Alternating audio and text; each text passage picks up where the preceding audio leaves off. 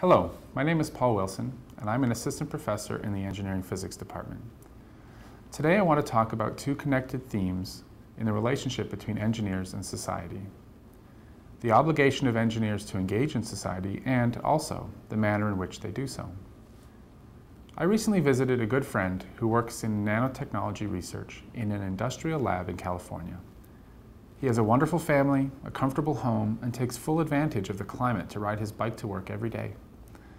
He loves his work, and I'm sure he's very good at it. I have never known him to be anything else. But he expressed a sense that something was missing. He's looking for more direct impact on and interaction with society. His research may one day lead to faster computers, which in turn may lead to improved understanding of the human genome, of global climate, or of complex engineering systems. But those returns to society are far in the future, and he wants to start making a contribution today.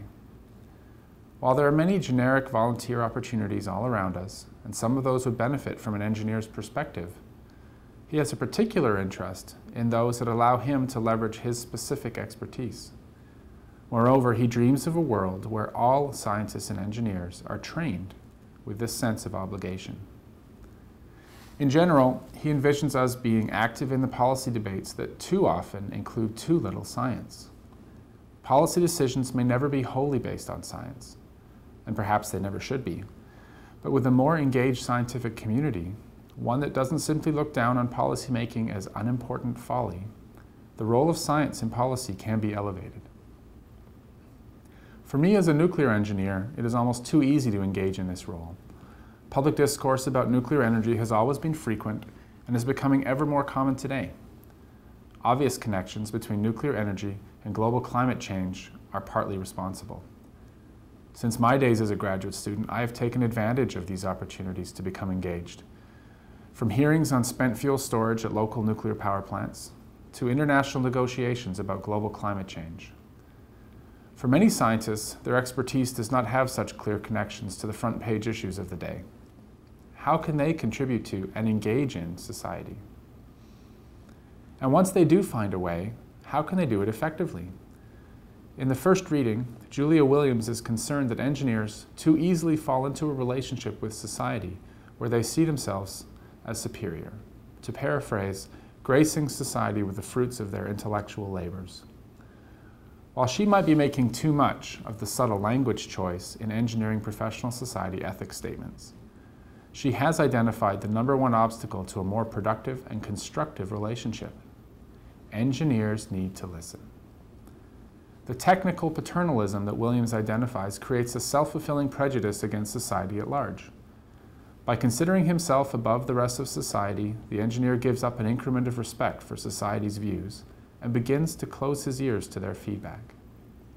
Without listening properly, the society's needs and concerns can be misunderstood as ill-conceived or simply wrong, and the engineer's respect for society's views slips even further and the communication breakdown deepens.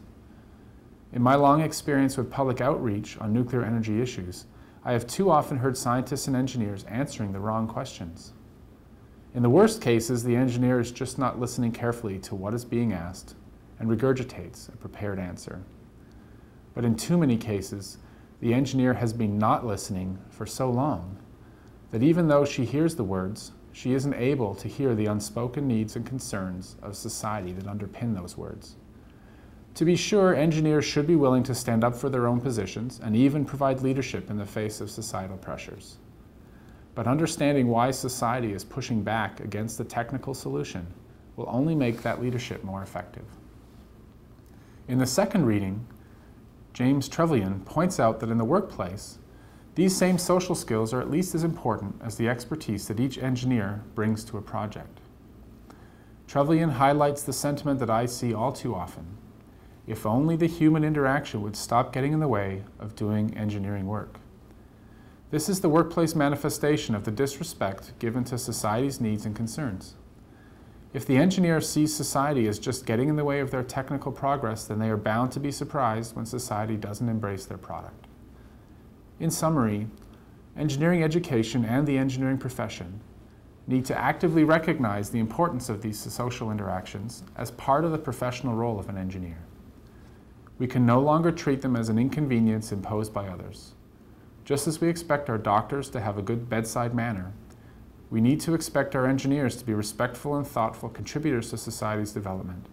Most of all, listening to what society has to say about what they do.